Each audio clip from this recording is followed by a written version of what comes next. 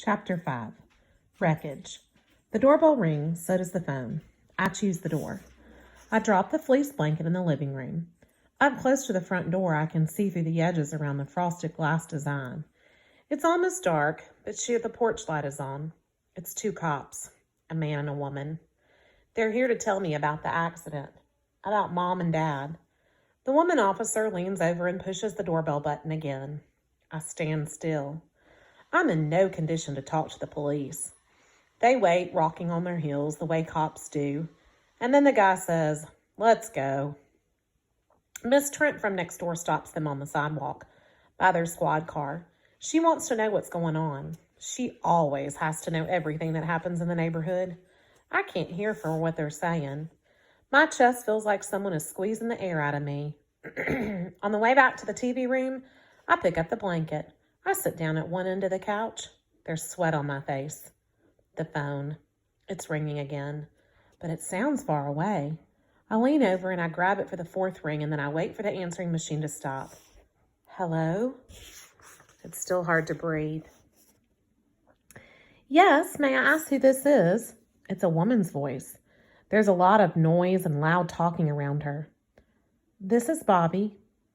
The news guy in the green sports coat is still yelling, so I punch the mute button. Bobby, are your parents Emily and David Phillips? My throat is tight. I take too long to answer. Bobby? Are you Bobby Phillips? Yes. Is this about the accident? Yes, it is, Bobby. This is Dr. Fleming, and I'm calling from the emergency room at Presbyterian St. Luke's Hospital. Your parents were hurt in a car crash, but they're going to be all right, and you don't have to worry about them. There's nothing to be afraid of. Nothing to be afraid of? I'm shivering, shaking. Nothing to be afraid of? The lady keeps talking. Your mom has a concussion and a broken nose, but she was able to talk with me, and she gave me your name and number so I could call and tell you what's happened. Your dad is already in the operating room because his left arm and his right wrist were hurt. My guess is that both your parents will be here for at least 3 days. Probably longer for your dad, Bobby. Your mother told me that you're 15, is that right? The whole room is spinning. I hang on to the phone with both hands so I don't get thrown out against the walls. The lady is patient. You're 15, is that right, Bobby? Yes. The thinking is almost harder than the breathing. And you're there alone, and you have to no one over 18 other than your parents who live there, right? Yes. Then I want to make sure that you've got somewhere to stay for the next days until one of your parents is well enough to come home. Or some adult could come and stay with you there. Are there any relatives or friends I should call for you, or would you like to call someone and then get back to me here so I can have your mother approve the arrangements? In a case like this with a child at home, we have to be certain you're being cared for. The room is spinning, but I'm listening too. And now I have to think and plan. I can't go visiting. I can't have a relative or anyone else hanging around. But Mom knows that, or at least she did before that big red Jeep beat her up. Could I talk to my mom? No, I'm sorry, not for at least an hour or two. We need to get her comfortable. She's stable right now, but we need to be sure everything's all right. And I'm sure it is. Your mother suggested that you might call your Aunt Ethel. Does that sound right to you? I think a second, and then I say, yeah, I guess I should make a couple calls and then call you back, okay? And then I say, my dad, you said he's going to be all right too. Well, he's not going to be playing any tennis for a while, but he'll be up and around, maybe even back at work in a week or two. Both your parents are very fortunate to be alive. After a quick pause, she says, so let's review, Bobby. Both your parents are here at Presbyterian St. Luke's. They're both going to be fine, and I'm Dr. Sarah Fleming. Are you going to call me back here as soon as you get something arranged with your Aunt Ethel or someone else, right? Yes. Do you have a pencil? I'll give you my number. When I have a pen and paper, she says the number. It's 6:15 now, and I'll be here until midnight. Try to call me no later than 8 o'clock, all right?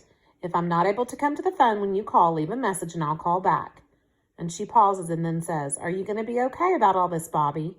Now her voice sounds more like a mom than a doctor. The room is slowing down, and I've stopped panting. I'm okay. Tell them that I'm fine, and tell my mom and dad that I'm sorry about that they're hurt. I put the phone down and struggle to stand up, hugging the blanket around me. I pace up and down in front of the couch a few times, and then I make myself sit down again to think. Aunt Ethel, I have to hand it to Mom. Even in an emergency room, she knows how to put a good story together. It must be from reading all those novels. Aunt Ethel is real, but having her be my babysitter, that's pure fiction. Aunt Ethel is in Miami. And then I remember school. My school. Mom called them this morning and said I was homesick. That was the first lie. And now I've got to pretend to have a babysitter. I've got to call that doctor back in an hour or so and tell them some more lies. And won't she want to talk with Aunt Ethel? And what happens if the people at school hear about the accident? Will they send somebody over to my house to make sure I'm okay? And will the cops keep coming back? I've got some decisions to make. The winter sun is setting and the house is almost dark. There's only the flickering light from the TV. I'm sweating invisible sweat. I'm sitting on the couch wearing nothing but a blue fleece blanket, and no one is coming home for dinner, or bedtime, or breakfast. On the silent TV, a beautiful, happy family is sitting around the kitchen table. They're laughing and smiling as they eat. They're all in love with oatmeal. My family's not on TV. My family's messed up.